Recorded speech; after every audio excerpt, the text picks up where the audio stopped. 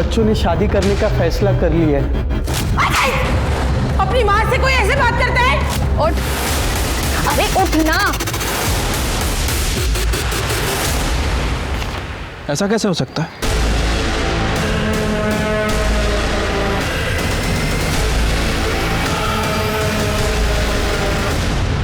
नमस्कार, आदाब।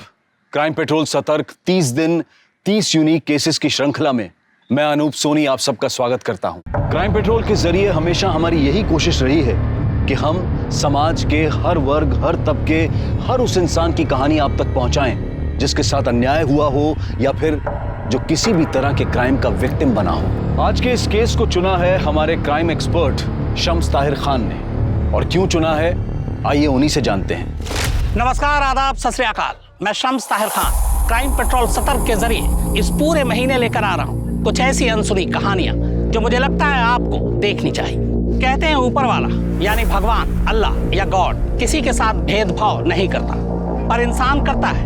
हिंदू, मुस्लिम, अमीर, गरीब, छोटा बड़ा, गोरा काला, यहाँ तक कि मर्द औरत, इंसानों ने भेदभाव के न जाने कितने पैमाने बना रखे हैं। देश, समाज, घर तक में भेदभाव होता है और इन्हीं भेदभाव की घुटन के बीच जुर्म जन्म लेता है जो हमारे समाज के दोहरे चेहरे को उजागर करता है।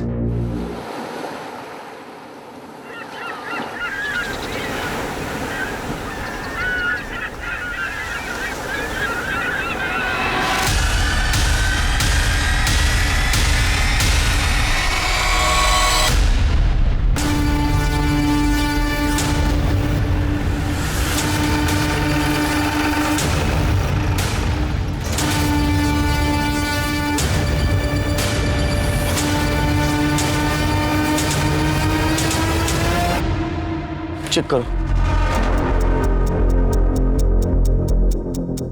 सर 20-22 साल के लगते हैं। मुझे लगता है कि कपल्स थे। सर शायद दोनों ने जहर खाया है। देखिए इन दोनों के मुंह पे सूखे हुए झाग का निशान है। चेक करो, सेक्सुअल असॉल्ट है क्या? चलिए आप लोग।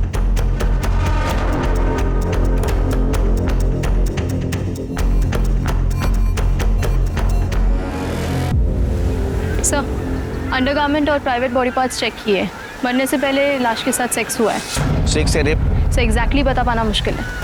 ऐसे जगह अक्सर ये कपल्स ये सब कुछ करने आते हैं। मेकआउट हुआ होगा, बाद में सुसाइड कर लिया। क्या ऐसा भी हो सकता है सिर के? ये सुनसान जगह पे इसके साथ किसी ने रेप किया और सदमे में आके दोनों ने जान दी। लेकिन ये अभी बताना मुश्किल है। सर बॉडी चेक करो, कुछ मिलता है क्या देखो।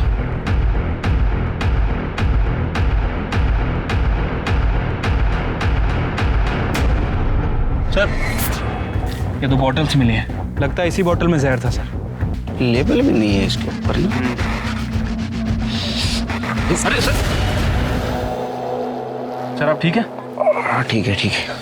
और कितना स्ट्रॉन्ग है सर। 2 दिन से आपकी तबीयत खराब है सर, एक बार ब्लड टेस्ट करवा लेते हैं ना। नहीं पहले ये इंपॉर्टेंट है, बाद में देखते ब्लड टेस्ट का। सर मैं एक काम करता हूँ, लैब टेक्नीशियन को बुलाता हूँ, पुलिस स्टेशन, वही चेक कर लेगा। अरे तुम्हारे भाभी जैसा क्यों कर रहे हैं? पीछे क्यों पड़े मेरे? सर हमने पूरा एरिया चेक किया, फोन, आइडिया, पर्स, ऐसा कुछ भी नहीं मिला जिससे इन दोनों की पहचान हो सके।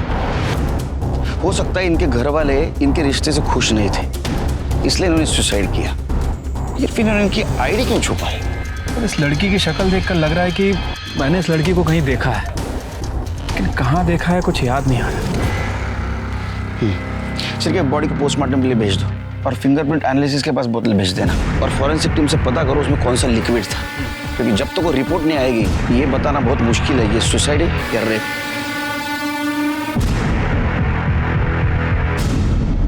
पुलिस को संदिग्ध हालत में मिले इस जोड़े की कहानी आखिर क्या थी? पीएसआई को ऐसा क्यों लग रहा था कि चेहरा देखा हुआ है? क्या वो वाकई से व्यक्तिगत तौर पर जानता था या फिर ये कोई मशहूर चेहरा था, कोई जानी मानी शक्ल थी? पुलिस पूरी ईमानदारी के साथ इस केस को हल करने में जुट गई, बिना इस आभास के कि इस केस का सच कितना खतरनाक साबित होने वाला था। समंदर किनारे मुर्दा पाए गए इस जोड़े की शिनाख्त फिलहाल पुलिस नहीं कर पाई है।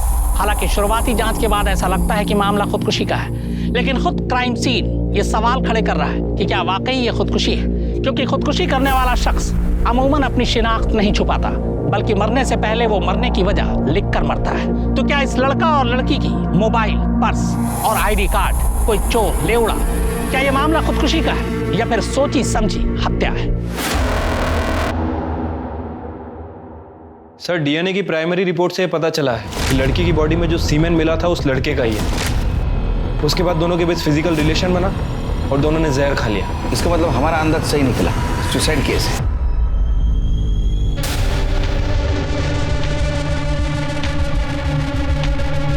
हेलो, दे दिया सैंपल ब्लड का। अभी खुश चिरके। सर याद आ गया उस लड़की को कहाँ देखा मैंने। सर ये देखिए, इस लड़की को मैंने एड फिल्म में देखा था। मैंने अपनी बेटी को मजबूर बनने की नहीं बल्कि कामयाब बनने की सीख दी है। उसे पढ़ाया लिखाया ताकि वो जो चाहे वो बन सके। आज मेरी बेटी डॉक्टर बन चुकी है। इसलिए आप भी अपनी बच्चियों को पढ़ाइए लिखाइए, उनका भविष्य उज्जवल बनाइए। सर कब से सोच रहा था इस लड़की को कहाँ देखा है। अभी वो ब्लड सैंपल ले रहा था तब मुझे याद आया। सिर्फ आपकी मेमोरी बहुत शार्प है। लड़की तो वही है। अबे किन्नर कौन है पता करो और उसे बुलाओ इस लड़की की पहचान के लिए। ठीक है सर।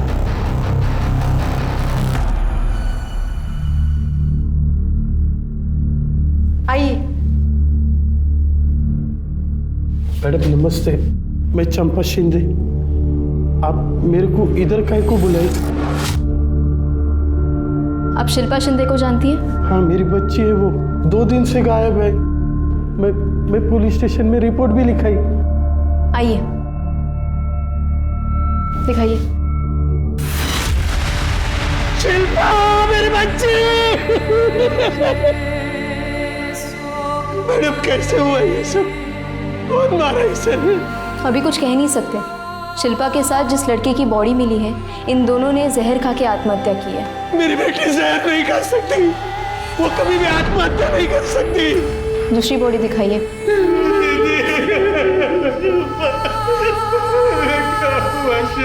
दीदी, अजीत, अजीत, अजीत मेरा बच्चा।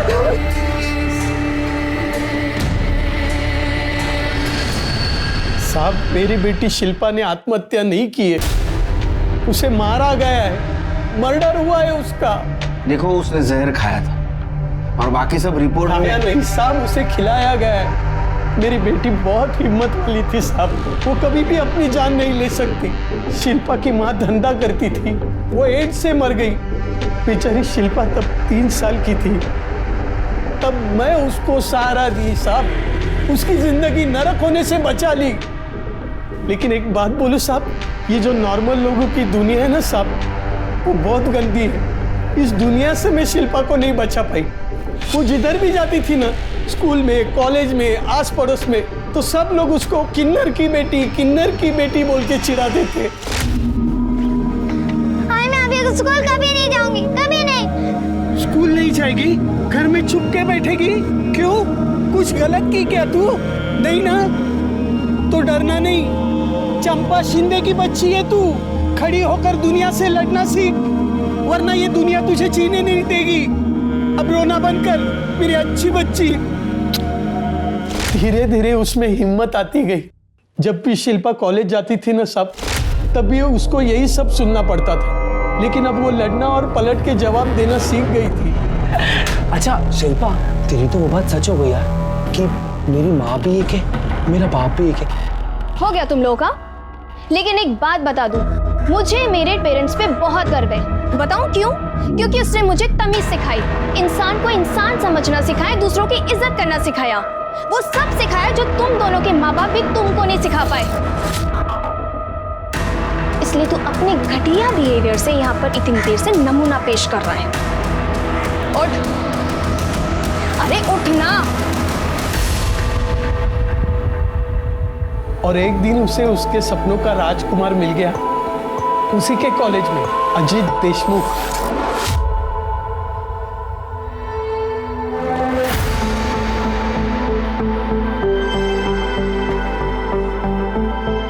गाड़ी रोको, रुको। यही चाहते थे ना तुम? हाँ।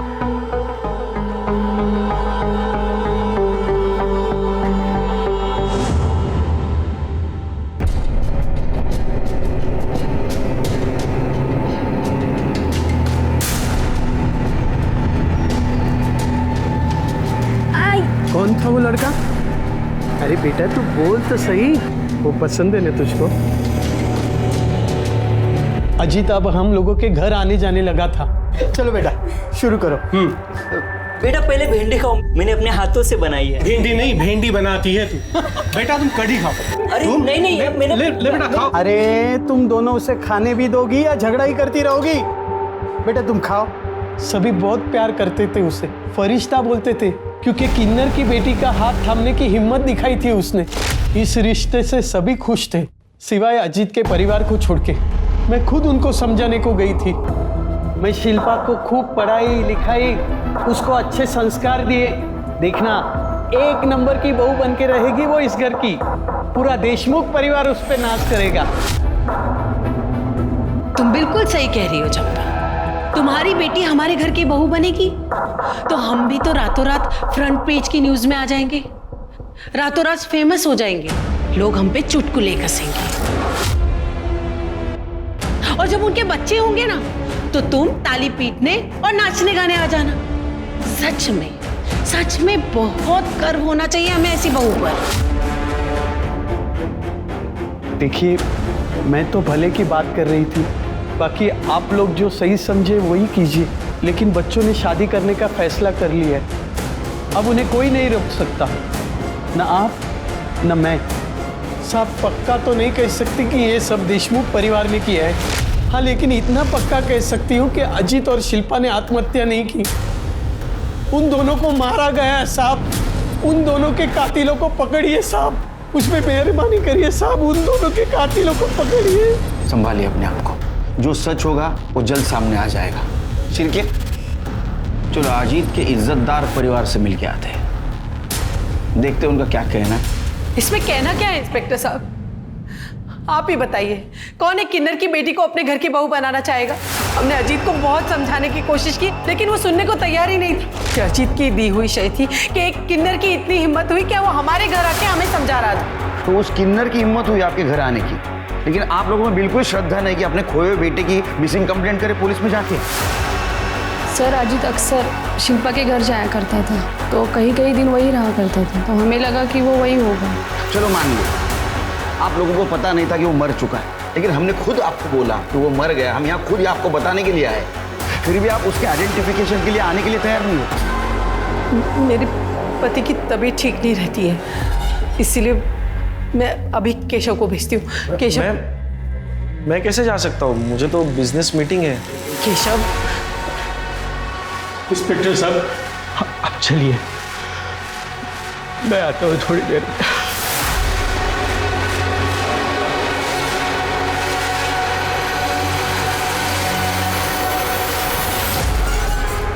सिर के काम करो, इन सब के मोबाइल नंबर ले लो और पता करो मर्डर के दिन क्राइम सीन पे कोई था क्या। ठीक है सर। जिसने हिंदुस्तान की हजारों लाखों माओं को एक सीख दी कि बेटी को बोझ नहीं मानते, उसे पढ़ाना लिखाना चाहिए, लेकिन वो आज खुद टूटकर पूरी तरह बिखर चुकी है। उसकी बेटी शिल्पा की संदिग्ध मौत ने उसे पूरी तरह झकझोर दिया है। सर चंपा का ये कहना है कि शिल्पा और अजीत ने आत्महत्या नहीं की बल्कि उसका मर्डर हुआ है। इस बारे में आप क्या कहना चाहते हैं? कुछ बता नहीं सकते, तहकीकात जारी है। Sir one more question sir. क्या चल रहा है हाँ? हमें हमारा काम ही करने दो, आप जाइए घर पे।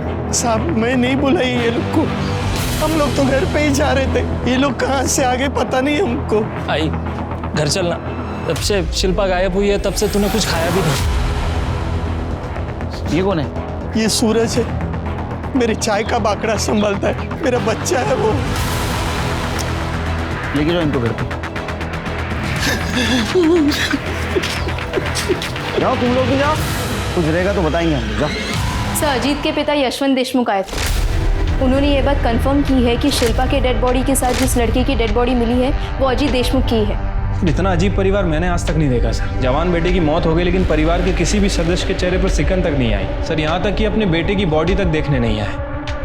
अरे वो किन्नर के बेटी के साथ शादी करने वाला था ना, हो सकता है इस वजह से पूरा परिवार उससे नाराज हो। सर अजीत और शिल्पा की मर्डर की वजह भी हो सकती है ये। हाँ लेकिन मर्डर हुआ तो हाँ, अभी तक तो सुसाइड लग रहा है। वो अजीत के कॉल रिकॉर्ड्स में कुछ मिला? सर वैसे तो कुछ खास नहीं मिला है, हालांकि उन दोनों के फ़ोन तभी स्विच ऑफ हुए थे जब उन दोनों का मर्डर हुआ। फ़ोन रिकॉर्ड को मैंने अच्छे से चेक किया है, कुछ सस्पिशियस नहीं मिला है। वो दोनों एक दूसरे से ही बात करते थे। और फिंगरप्रिंट और फॉरेंसिक रिपोर्ट का क्या हुआ? सर फिलहाल ये दोनों रिपोर्ट नहीं आई। शिल्पा बहुत सही लड़की थी मैडम, उसका किसी के साथ कोई पंगा नहीं था, हमेशा खुश रहती थी और लोगों को भी हमेशा खुशी रखती थी। और तू, तेरे साथ कैसी थी? मैडम आप चाय पियेंगी? विलास 2 चाय। उसकी कोई ज़रूरत नहीं है, पहले बता तेरे साथ कैसी थी? मेरे साथ भी अच्छी थी मैडम, सब बात बोलती थी मेरे को। उसे फ़ोटो खिंचाने का बहुत शौक था, हमेशा मेरे को फ़ोटो निकालने के लिए बोलती थी। ये देखो ना मैडम उसकी फ़ोटो, ये जब उसने पहली बार साड़ी पहनी।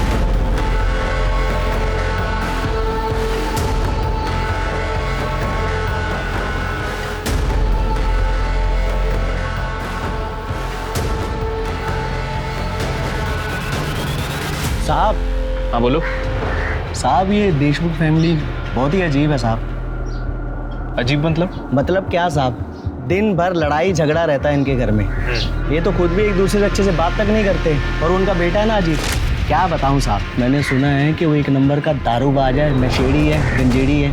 अभी कुछ दिन पहले अपनी माँ से खूब झगड़ा किया ना वो। किस बात पे झगड़ा हुआ था?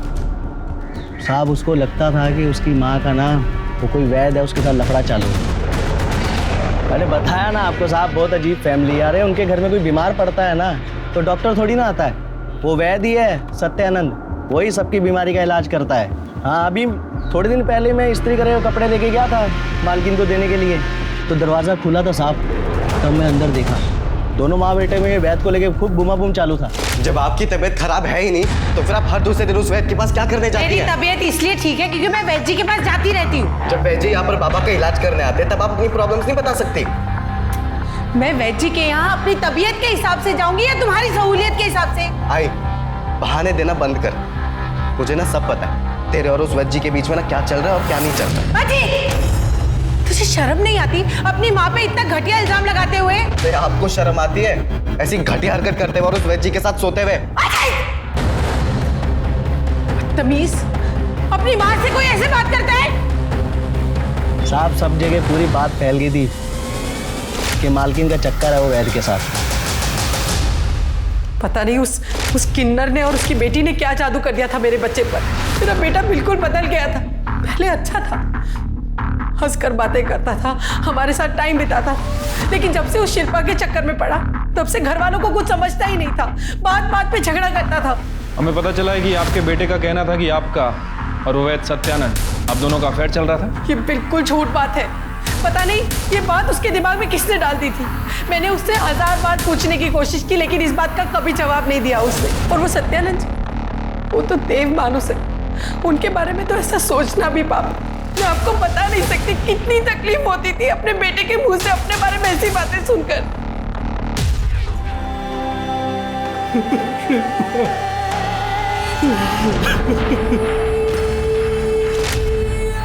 आई काकी, बिना मेकअप के भी तो बाहर जाया जा सकता है ना, पर आप लोग ये वाली बात कहाँ समझोगे? ए पोरी, ये क्या तू आप लोग लगा रखी है? अरे आई सॉरी, मेरा मतलब है कि हम लोग, पर हम लोगों में भी तो तुम सबको ऐसे बाहर जाने के लिए सुंदर बनना पड़ता है, ऐसे भर भर के मेकअप लगाना पड़ता है और ऐसे कपड़े पहनने पड़ते हैं। अब मुझे क्या जरूरत है मेकअप की, मैं तो ऐसी सुंदर हूँ। वैसे भी मन सुंदर होना चाहिए, और तन कम भी सुंदर हो तो चलता है। देखो तो दीदी क्या क्या बोल रही है, कितना भाव खा रही है। अरे भाव तो खाएगी, हमारी शिल्पा कौन सी हीरोइन से कम सुंदर है? ये है मेरी सबसे अच्छी काकी। ऐसे ही खुश रहो। खा ले जितना भाव खाना है खा ले, जब 2-3 बच्चे पैदा कर लेगी ना तो मोटे हो जाएगी, तब पूछूंगी तेरे से मैं। बच्चे? मैं कोई बच्चे पैदा नहीं करने वाली। अरे मैं क्यों अपना फिकर खराब करूं? मैं जा रही, आप लोग नहीं समझोगे।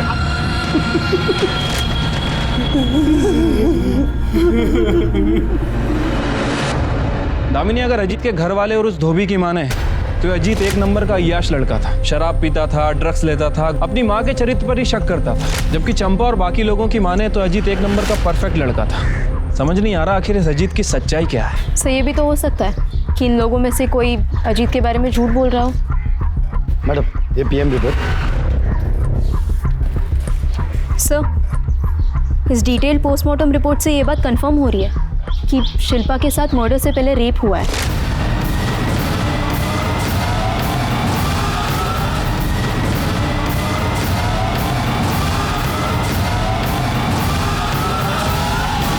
क्योंकि कॉन्डम के लुब्रिकेंट उसके प्राइवेट पार्ट्स में मिले। मतलब अजीत ने शिल्पा के साथ 2 बार सेक्स किया, एक बार कॉन्डम के साथ और दूसरी बार बिना कॉन्डम के, क्योंकि पहली पीएम रिपोर्ट में शिल्पा की बॉडी में जो सीमेन मिला था वो अजीत के डीएनए से मैच करता है। या फिर अजीत के अलावा कोई ऐसा है जिसने शिल्पा के साथ रेप किया, वो भी कॉन्डम यूज करके। फिंगरप्रिंट रिपोर्ट दिखाना। ऐसा कैसे हो सकता है? बॉटल पर किसी के भी फिंगरप्रिंट नहीं, मतलब बॉटल से फिंगरप्रिंट हटाए गए। और ऐसा तभी हो सकता है जब उन्होंने जहर पिया ना, बल्कि उन्हें जबरदस्ती पिला दिया गया हो।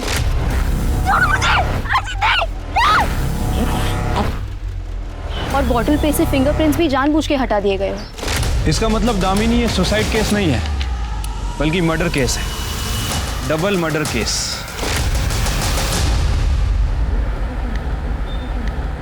अरे आप लोग क्या समझेंगे कि एक माँ का कलेजा कैसे फटता है जब उसकी जवान बेटी को कोई मार डालता है। मुझे मालूम था मुझसे और मेरी बेटी से कई लोग जलते हैं। आज उन सब लोगों के कलेजे में ठंडक पड़ गई होगी। सर आप तो सिक लीव पे थे ना, रेस्ट चल रहा था आपका। क्या race? Double murder case, tension का काम। चलो बंद करो ये। कटे बंद करो।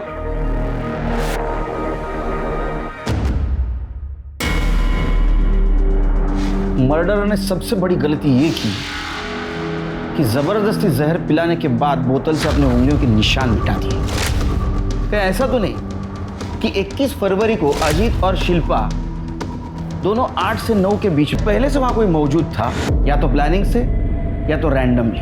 और अगर रैंडमली वहां कोई आया है तो उसके बाद जहर की बोतल कैसे आई?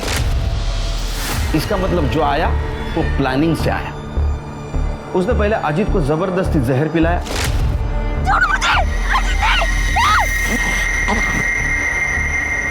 अजीत के ऊपर जहर का असर होने के बाद वो शिल्पा के पास आया। शिल्पा ने बचने की कोशिश की हो, लेकिन वो सामने वाला उससे ज्यादा ताकतवर हो सकता है, या तो एक नहीं एक से ज्यादा हो सकते हैं। उसके बाद में उसने शिल्पा के साथ रेप किया, उसे जबरदस्ती जहर पिलाया, उसने बोतल से फिंगरप्रिंट मिटा दिए और वो बोतल दोनों के बीच में रख दी ताकि वो सुसाइड न करे। तो कौन था ये आदमी? और अजीत के बारे में हमारे पास दोनों तरफ की इंफॉर्मेशन क्यों आ रही?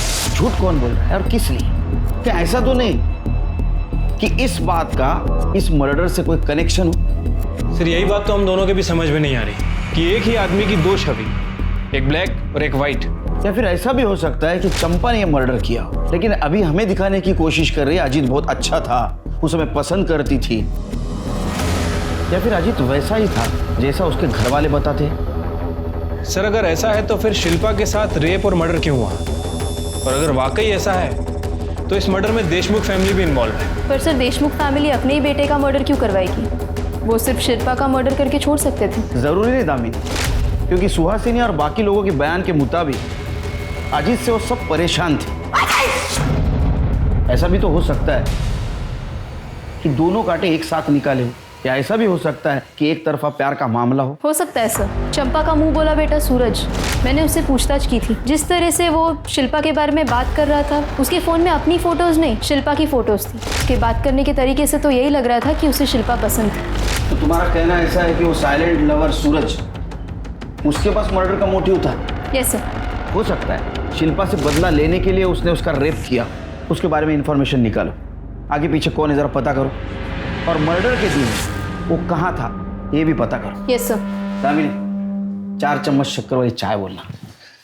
अरे सर आपका शुगर वैसे ही थी तो। चुप बैठ, मुझे कुछ नहीं हुआ। जब तक मैं शक्कर वाली चाय पीता नहीं मेरा दिमाग नहीं चलता है, समझा ना? 4 चम्मच शक्कर वाली चाय।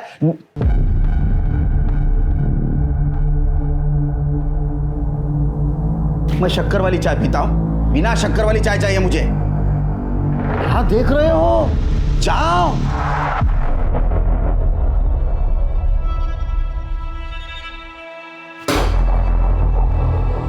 करेले का जूस तुम्हारे लिए, और शिरके ये आज ही खत्म होना चाहिए।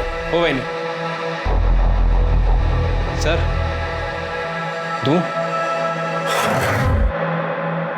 सर, अजीत देशमुख के पिता यशवंत देशमुख आपसे मिलने आए। बोला सर, मैंने उनको बोला पर वो बाहर ही बैठ गए। शायद उनकी तबीयत ठीक नहीं है।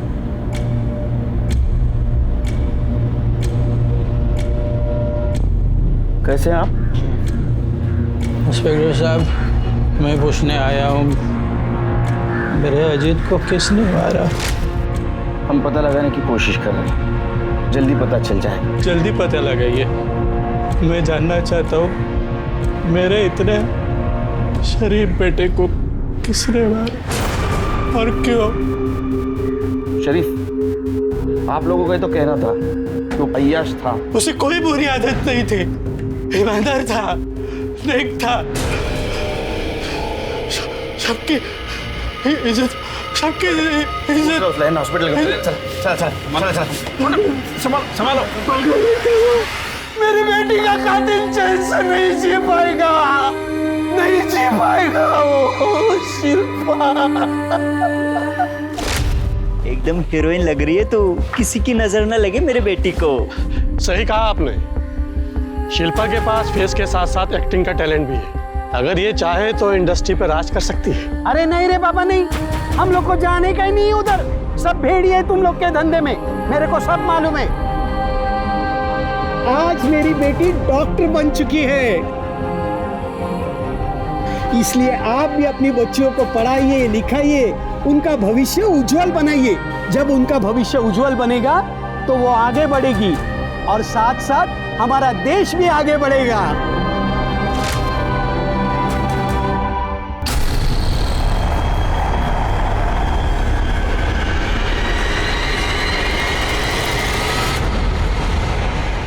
एक प्रेमी जोड़ा जिनकी मौत अब तक दुनिया से नाराजगी की वजह से की गई आत्महत्या लग रही थी, अब कत्ल में तब्दील हो चुकी थी। यह भी साफ हो गया था कि मर्डर से पहले शिल्पा के साथ बलात्कार किया गया था।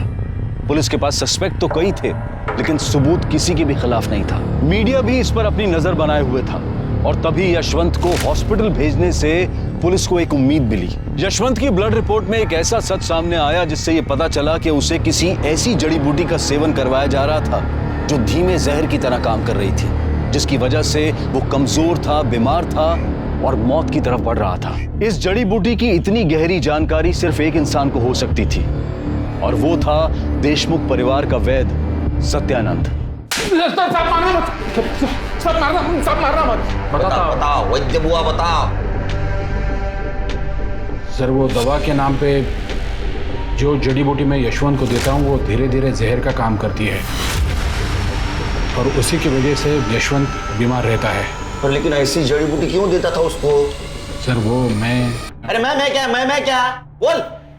देख, पढ़े लिखे इंसान पे मैं हाथ नहीं उठा था, लेकिन ये शिरके ये किसी के ऊपर भी हाथ उठा सकता है और उसने हाथ उठाया ना तो कितना भी जख्म होने दे कोई मरहम काम नहीं आएगा। बोलेगा शिरके, तू बोल। नहीं सर, सब बताता हूँ मैं। बोल। मेरा और सुहासिनी का अफेयर चल रहा है, तो हमने तय कर लिया कि हम यशवंत को कमजोर बना देंगे, धीरे धीरे जहर देकर मार देंगे ताकि हमारा रिश्ता बना रहे और हमारे ऊपर कोई शक ना करे। का म्हातार चढ़ लागला कि तुला? मतलब ये अफवाह नहीं थी, ये सच था कि तुम्हारा अफेयर चल रहा है और ये बात अजीत को पता चली। सर, एक दिन मैं और सुहासिनी घर पे थे और घर में कोई नहीं था तो आई वो मेरा बैग।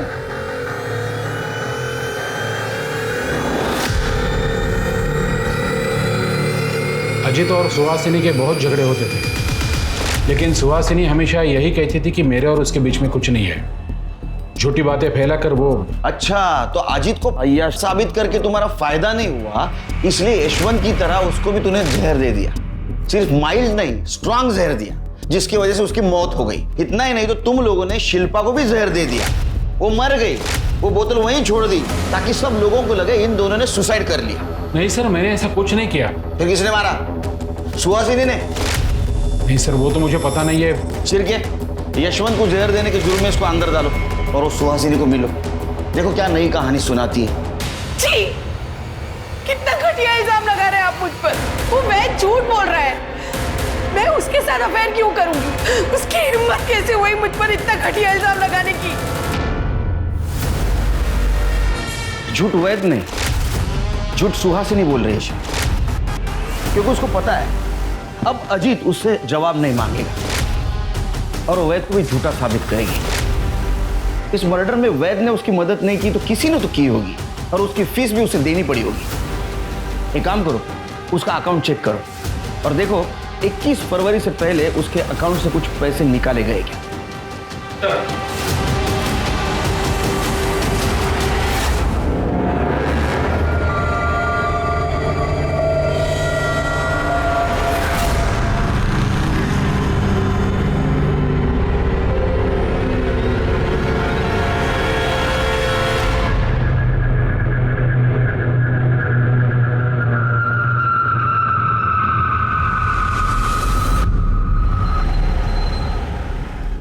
सर, सुहासिनी ने अकाउंट से पैसे निकाले नहीं है, बल्कि 20 फरवरी को 1 लाख रुपए ट्रांसफर किए। किसके अकाउंट में? सासू माँ ने पैसे ट्रांसफर किए थे 1 लाख रुपए, लेकिन मैंने उनको वापस कर दिए थे। अच्छा, हाँ, तो जमाई और सासू माँ ट्रांसफर खेल रहे थे। हाँ, उसने 1 लाख रुपए क्यों दिए तुझे? उन्होंने वो अजीत और शिल्पा को मारने के लिए सुपारी के लिए दिए थे, लेकिन साहब मैंने नहीं मारा उनको, मैंने पैसे वापस कर दिए। आप चाहे तो मेरा मोबाइल लोकेशन कहाँ गया था, किसको मिला था, सब चेक कर सकते हैं। मैंने कुछ नहीं किया साहब, मैंने किसी को नहीं मारा। झूठ बोल रहा है तो तूने और तेरे सासू ने, सुहासिनी ने मिलकर ही मारा उन दोनों को? नहीं साहब, मैंने सही में पैसे वापस कर दिए, मैंने किसी को नहीं मारा साहब, मैंने कुछ नहीं किया। चलो मान लेते तुम सच बोल रहे हो। केशव क्यों झूठ बोल रहा है? क्योंकि वो एक नंबर का कमीना और कामचोर है, घर जवाई बनकर बैठा है। उसके खर्चे, कपड़ा, खाना पीना सबके पैसे मैं देती हूँ, इससे भी उसे शांति नहीं मिली। अब वो मुझे जेल भिजवाकर मेरी सारी जायदाद हड़पना चाहता है। सर, जिस रात शिल्पा और अजीत का मर्डर हुआ था, उस रात मोबाइल लोकेशन के हिसाब से सूरज अपने घर पे ही था। और केशव बर्फ? सर, उसके कॉल लोकेशंस और मोबाइल रिकॉर्ड से कुछ खास पता नहीं चला।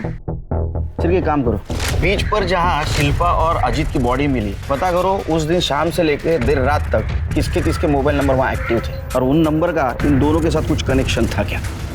सर, ये बोतल में मिले जहर की फॉरेंसिक रिपोर्ट। अजीत और शिल्पा को जहर दिया गया था, और वो जहर धतूरे से बनाया गया था।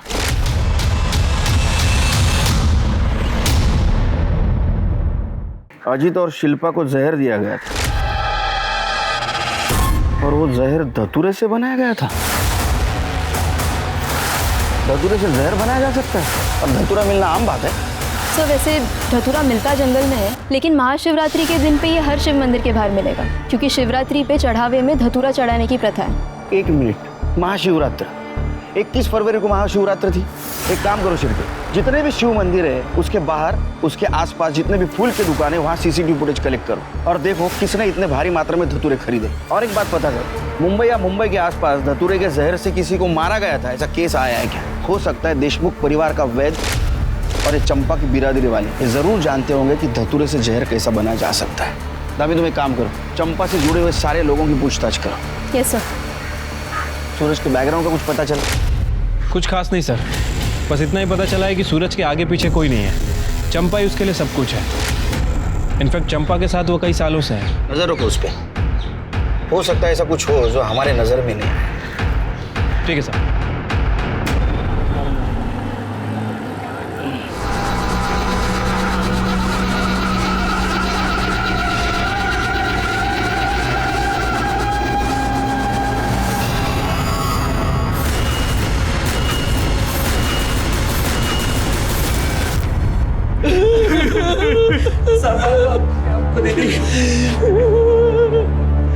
मार डाला, मेरे दोनों बच्चों को मार डाला। एक माँ की चीख पुकार है जिसने अपने 2 बच्चे एक के बाद एक खो दिए। अगर पुलिस शिल्पा और अजीत के कातिल को ढूंढ निकालती तो क्या सूरज जिंदा होता?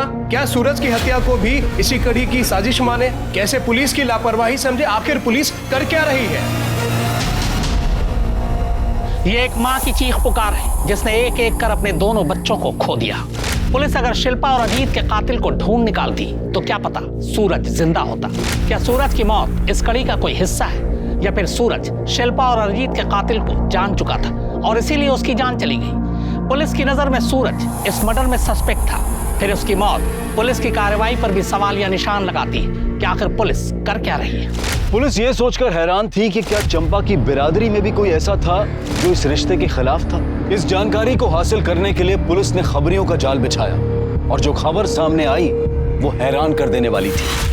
ठीक से बैठो।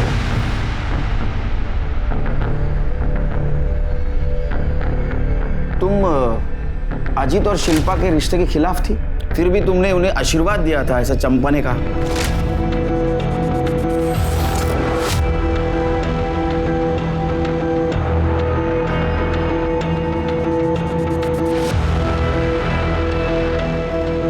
इसे हमारा आशीर्वाद समझ के पी जाओ। हमारी दुआओं से तुम फर्श से अर्श तक पहुंच जाओगे, जीवन में बहुत तरक्की करोगे, बहुत बड़ा नाम होगा तुम्हारा और हमारी बिरादरी तुम्हारे साथ होगी। लो पी लो।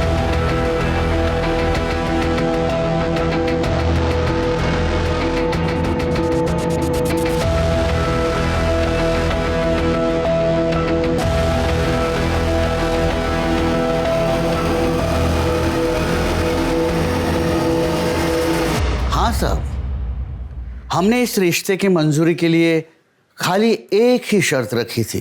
कौन सी शर्त? शर्त यह है कि शिल्पा और अजीत उनका पहला लड़का हमें सौंपेंगे और फिर हम उस बच्चे को किन्नर बनाएंगे और हमारी बिरादरी में शामिल कर देंगे।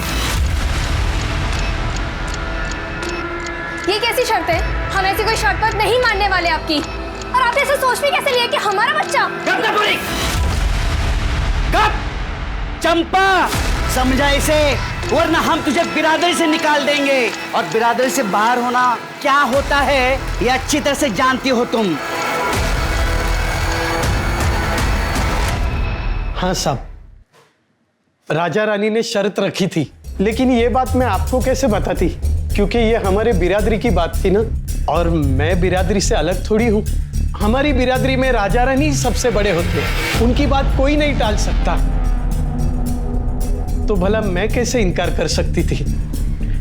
तो बिरादरी से बाहर होने के डर से तुमने अजीत और शिल्पा दोनों को रास्ते से हटा दिया, मार दिया उन्हें ना?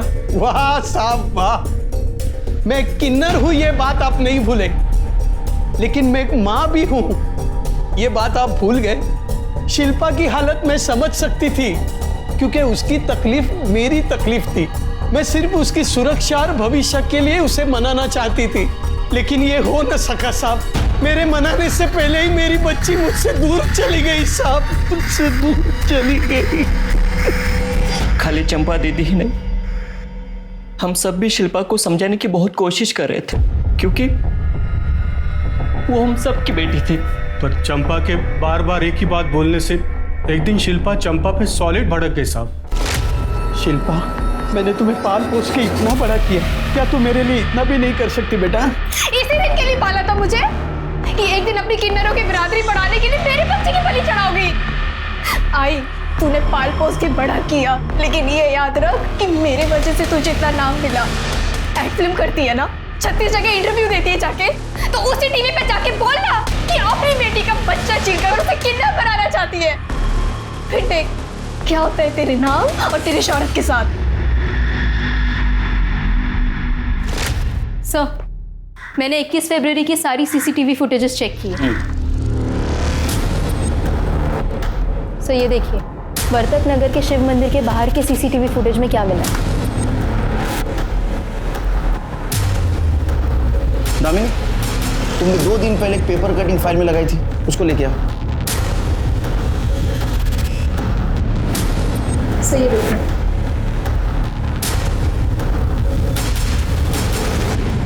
शिरके, देखो लग तो यही रहा है ना? हाँ सर, दिख तो यही रहा है, बट सिर्फ फुटेज के बेस पे साबित कैसे करेंगे? 21 फरवरी का इसका मोबाइल लोकेशन निकालो। फिंगरप्रिंट मिटाने के गलती के साथ साथ इसने और एक गलती की होगी, मोबाइल साथ में लेके जाने की। सर, पिछले साल चेंबूर में धतूरी की जहर की वजह से एक की मौत हुई थी, उस केस की एफ। मरने वाले का नाम आशा था और वो किन्नर था, और उसके रूममेट को सस्पेक्ट बना के रखा था पुलिस वालों ने, लेकिन कुछ सबूत नहीं मिला तो उसको छोड़ दिया। मरने वाली के रूममेट का नाम देख रहे हो? बुलाओ उसे, उसका धतूरा हम बनाएंगे।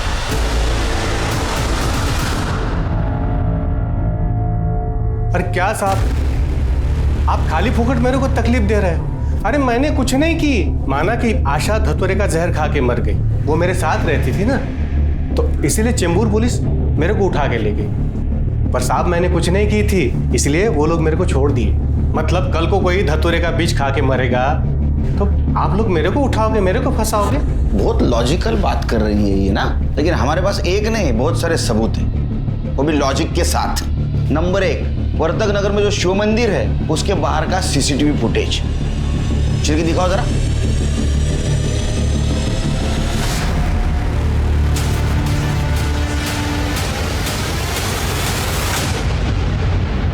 नंबर 2, जिस दिन शिल्पा और अजित का मर्डर हुआ उस दिन की तेरी मोबाइल लोकेशन वहीं की है। अब बोलेगा? कर दे। चल 4 नंबर तो बाम हो गया। सर मैं सब सच बताती। मेरे को मालूम था शिल्पा और अजीत गुपचुप किधर मिलते हैं। मैं गई उधर, मैंने मदद ली और दोनों को मार दिया। किसकी मदद ली?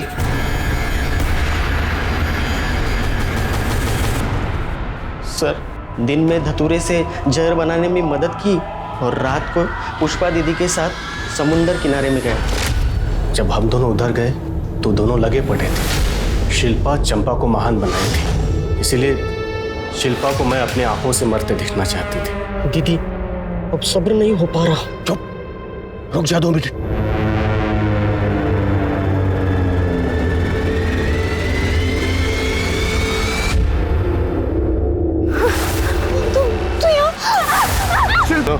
हाँ, दोनों को आसपास लिटाते हैं और लगना चाहिए कि दोनों ने जहर पी के आत्महत्या की। मेरे को चंपा से बहुत जलन होती थी। धंधे वाली का बच्चा क्या पाल लिया उसने, सारी मीडिया उसके पीछे हो गई।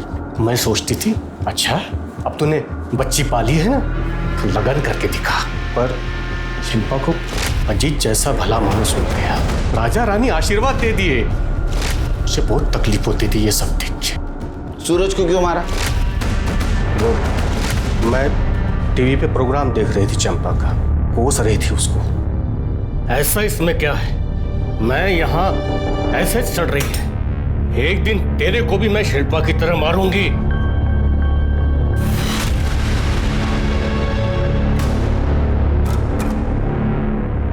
तू मारी ना मेरी शिल्पा को, तुझे छोड़ूंगा नहीं मैं, जान से मार दूंगा तुझे, जान से मार दूंगा मैं तुझे। इसके पहले वो मुझे मारता और फिर उसकी बॉडी को गोनी में भर के सुबह सुबह सोसाइटी के कचरे के पास फेंकते। शिरके, पुष्पा के ऊपर सूरज, अजीत और शिल्पा के मर्डर का चार्ज लगा।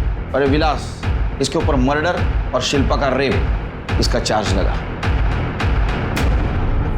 चंपा ने एक किन्नर होने के बावजूद जिंदगी जीने का अपना एक अलग तरीका बनाया। नाच गाकर नहीं बल्कि मेहनत से रोजी रोटी कमाई। एक अनाथ लड़की को माँ का प्यार दिया।